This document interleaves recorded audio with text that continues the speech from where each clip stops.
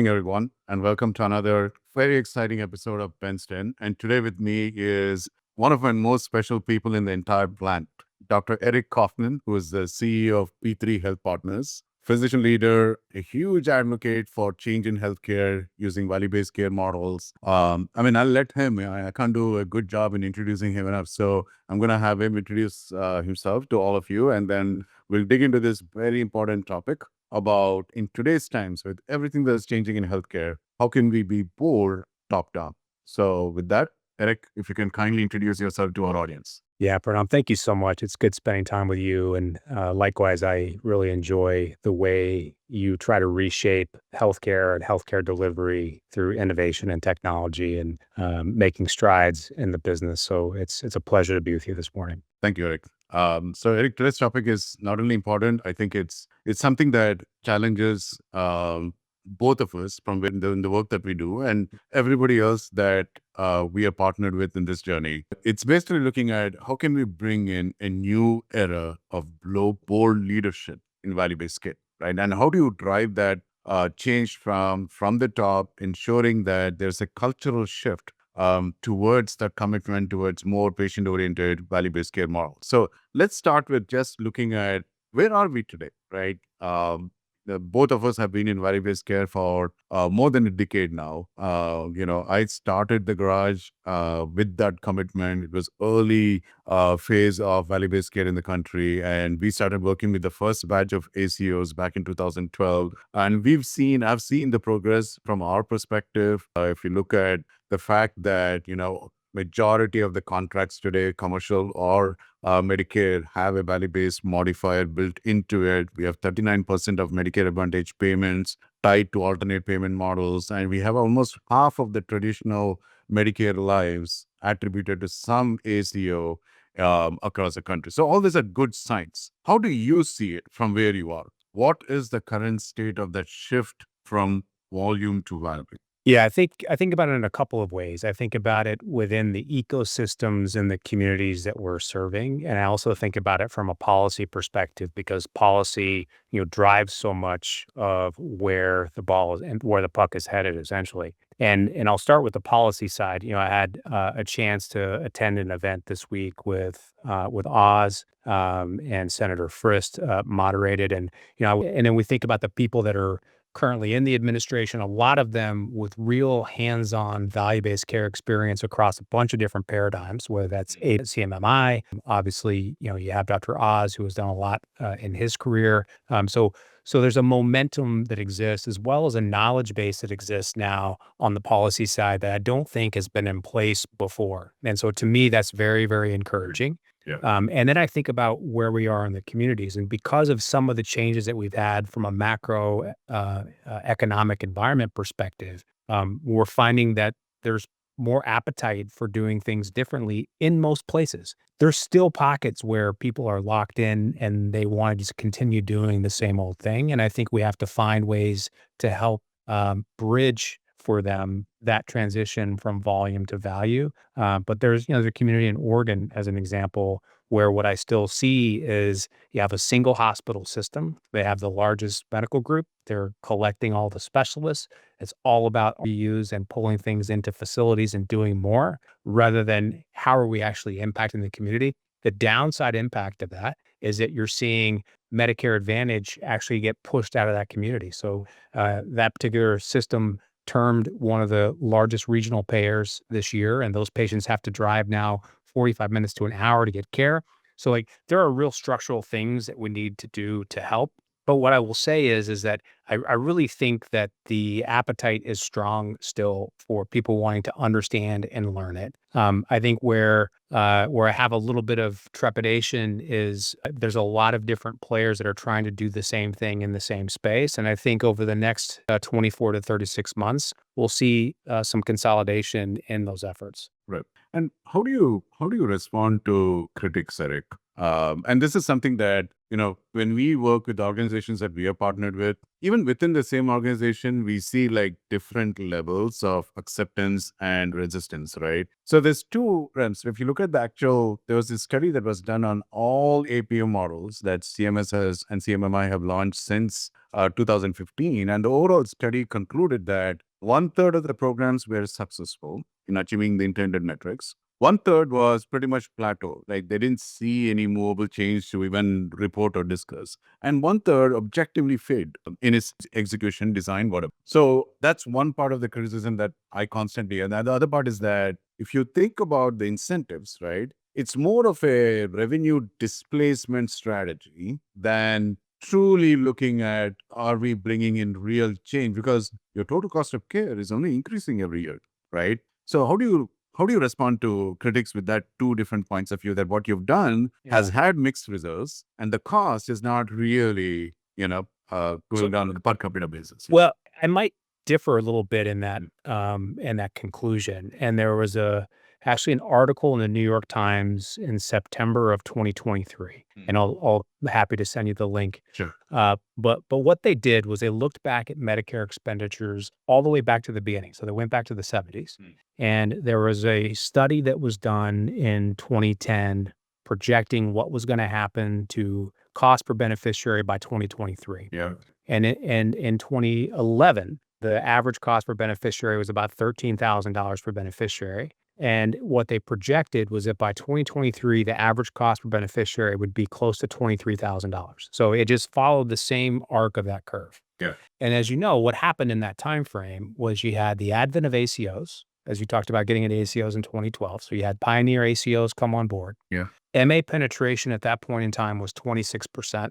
And so over that 12 years, what you saw was an increase in patients going into Medicare Advantage. So the MA penetration in 2024 was 55%. It was a little bit lower than that in 2023, but a good arc. So it almost doubled to get to that point. You had way more ACOs out there with people participating in value-based care programs. And rather than the cost per beneficiary being $23,000, it was $12,800. It was actually cheaper than 2011. The area under the curve for those 12 years was $3.9 trillion of expenditure. And if you extrapolate that for Medicare of all cost, and let's just round it up and say that it's $1 trillion, because it's probably $1 trillion now, it was less than that in 2011. Right. That's a 30% savings with the advent of these models. Correct. So until someone can tell me that that's not evidence that it doesn't work, that's evidence that it actually works. 100%.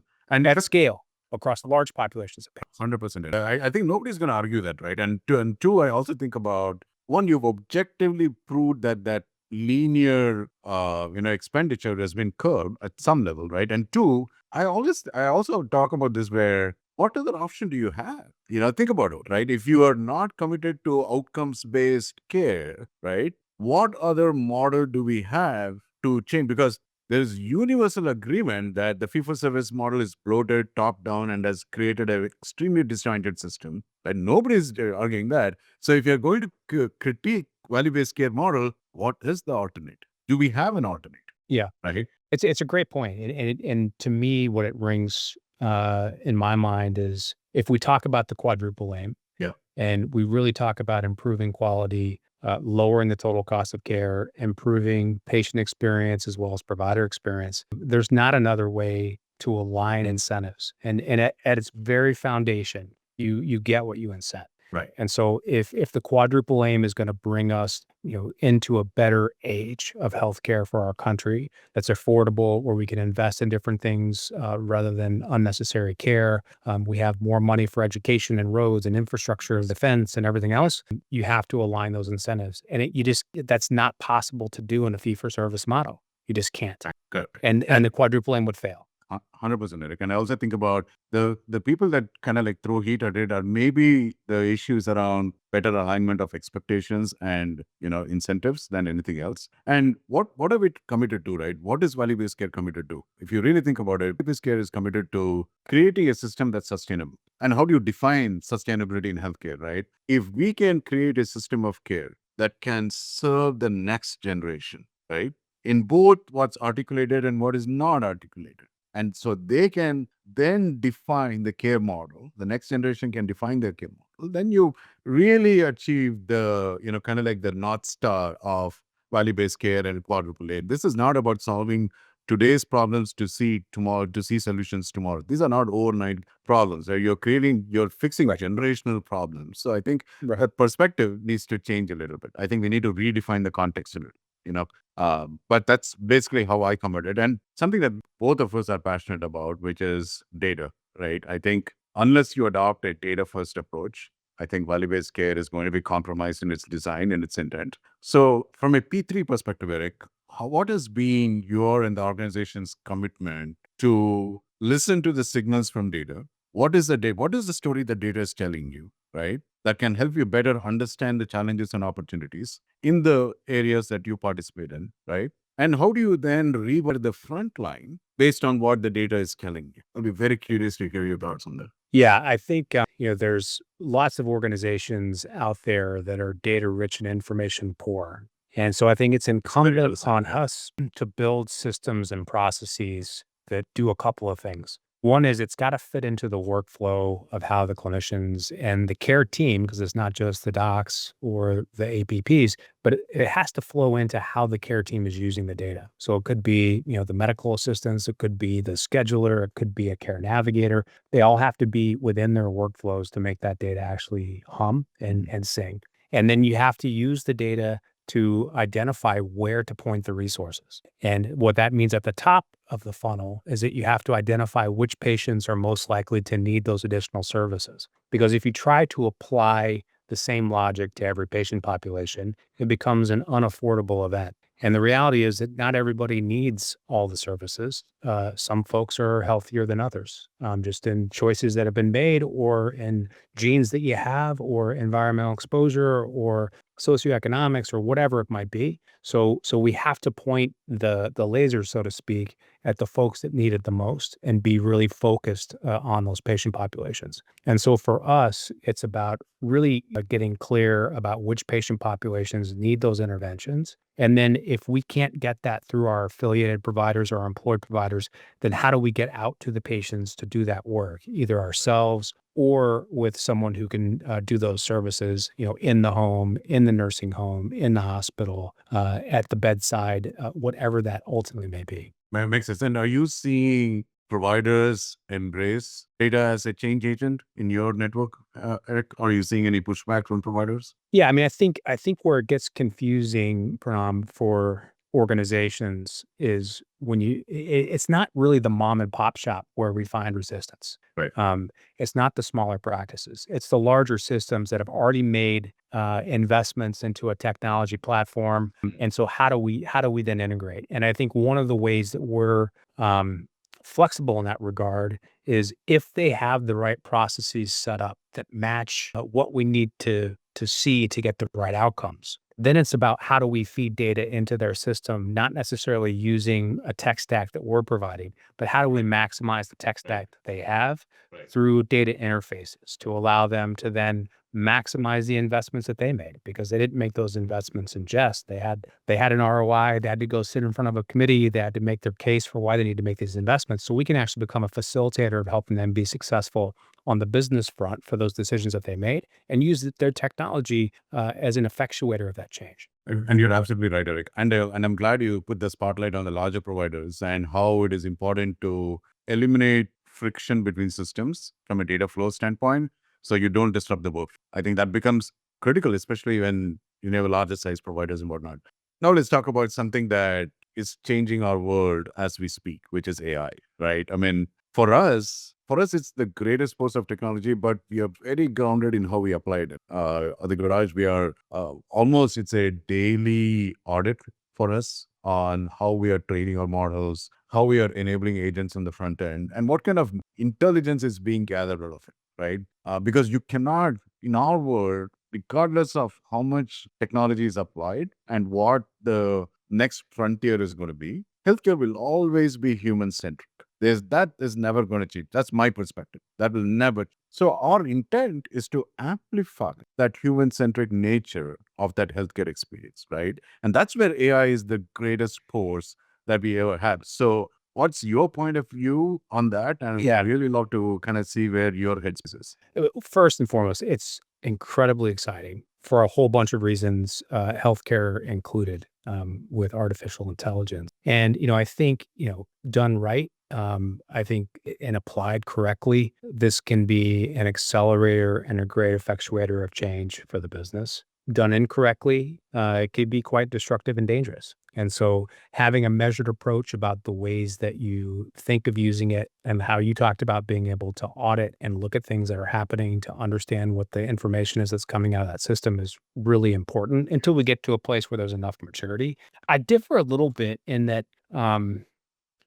there are some human-centric components to some of the AI tools that are out today that, I've witnessed and then heard additional stories on, where you can tune that machine to a high level of empathy. And so for someone who's, consuming, that particular agent, so as an example, this is being deployed in care navigation and care management in certain organizations, the patients love it because it costs $2 an hour to deploy the AI agent versus $40 an hour to deploy a nurse care manager or similar. And they can spend a full hour on the phone with Yep. the agent and feel Yep. completely heard. There can be additional information that comes out that's pertinent to the care of that patient that then can be redirected in a different way. And you wouldn't be able to unlock that if you had to use today's existing price point for those same resources. And so I think there's a great amount of customization that can happen within those systems. Where as much as I want to believe that you can't mimic humanness, at least my own work with doing just part of the way I spend my free time is learning about AI, and so as I've learned more about it, and I've given it personal information about me, put in my disc, put in my Myers-Briggs, put in my Winslow, put in my whatever, ask it to be my coach and tell me about me. It was as precise as any professional executive coach that I've ever had. It gave me a work plan, gave me all the things that I needed as an individual to think through how I can become a better leader, a better father, a better husband, all those things. And it was all done through AI. It wasn't through a personal interaction. It felt very personal for me in the way that it came through. The plan was very personalized, but the reality is it's machine algorithms. So I don't I think the jury is still out on for me on how human can it get. Right. I tend to think it can get pretty human in the way that you can interact with the technology. No, you're right. You're right. 100%. Like if I think about one of our most popular use cases in our world is this patient outreach for post-discharge planning, right? Which is a very popular use case in the work that we do. So we launched an agent there, and the way we looked at amplifying that care coordinator's engagement is in this particular site that we launched it, and we had a care coordinator who traditionally was able to reach out to about 20 to 22 patients a day. That was kind of like her ability to do the engagement outreach and to have a positive back and forth and whatnot. What we did was we introduced an agent in the mix that would reach out to all the patients that she needed to, right, in a very personalized way, email, text, call, whatever you want to look at it. But then allow the patient to decide whether they wanted to continue that engagement with that in that modality, or they wanted the care coordinator to call them based on severity of the discharge, based on their own preferences, whatever be the reason, right? But your net effect was that in a matter of 3 months, we had increased this care coordinator's outreach, daily outreach, from 20 to 22 to 60 to 65. He said, so we kind of like increase the capacity, we scale that model without compromising. So for me, that was amplifying that was still human centric. It was still the patient saying, hey, I need Jane to call me because I have a couple of questions on the medications that were given. What would be the reason, right? So in that particular use case, we came at it saying, how can we amplify? How can we increase? How can we scale that outreach as it relates to that use case? So that's the kind of thought process we are bringing, but you're absolutely right. I think, and generally, if you look at the equation, right, if you think about the 335 million odd patients that need to be served, right, million plus physicians that we have, there's not enough care teams, there's not enough care managers that we have available today that will allow us to balance that equation, Eric. So at some point, these agents have to infuse scale. That's the purpose. That's the sole purpose, right? So, but you're absolutely right. I think the human centric is something that's going to evolve in time, especially with AI, right? Um, how do you look at the future, Eric, for BBC and general? Like, I think, like you rightly pointed out earlier, Dr. Oz and Abe, I think they're doing all the right things. I think they're being bold in some of the models that they're launching. And the RFI was absolutely in the right place in terms of the way it was enabled and feedback. And I saw the entire community respond to it, right? How do you look at the future? What do you think is in the horizon 3, 5 years from now? Well, I'll tell you what my hope is. My hope is the interoperability across the data systems that we have becomes more standardized and quicker because speed is so important to having the right interventions. And then the other piece is, I think that I would love us to be in a place back to you get what you incent around things that reverse disease processes rather than continue to manage them as chronic illnesses. And so, I think there's some interesting technology that's out there to help with things non-pharmacologically, as an example, with osteopenia, osteoporosis. That some of and you made it's putting pressure on long bones. This is just an example, putting pressure on long bones in such a way that the axial load stimulates the bone, and that makes sense on how you're going to make the bone stronger. But some of the byproducts in the studies coming from that is it also reduces hemoglobin A1C. It also reduces cholesterol in those same patient populations using it 8 minutes a week. And so you think about the ability to offload some of the medications that patients are on, get the right outcomes, improve health overall, and then ultimately improve the quality of life, which I think is really what I would love to see more broadly within our efforts, rather than how do we make sure that the patient gets to the right next appointment. How do we get more upstream from those things so that we can actually have an impact that doesn't require them to be in those spaces? Got it. Makes sense, Eric. Thank you so much. Well, Eric, we've come to the end of the episode short, but thank you so much. I know you're a very busy executive and really appreciate you taking the time, and more power to you and in everything that you guys are doing. But before I let you go, the toughest question of the episode. You ready? I'm ready. This is a fun question. All right. Since we are in the summer of blockbuster movies, if there is a movie made on your journey in healthcare, what would the title be? And do not say Mission Impossible. It's definitely not Mission Impossible. Gosh. My Experiments with Truth, although that's not a movie. It's a book. I would, man, blockbuster. I don't know the answer. That's a really intriguing question. When It would have to be. Go ahead. It would have to be. The probably the new Superman movie. That's a good one. That's it. And what I like in that too is you have folks that are focused on doing the right things for the entire planet. Yeah. And they have to fight off all kinds of foes with different incentives and intentions. And whether he knew it or not, he was always destined to be the person that was going to protect the people. So very well said, Eric. We all need that Superman in healthcare today. That's right. And honestly, there's not an individual that be a Superman in our system. I think it's collective, all of us. We represent right. that character. Yeah, So, because it was a team effort too.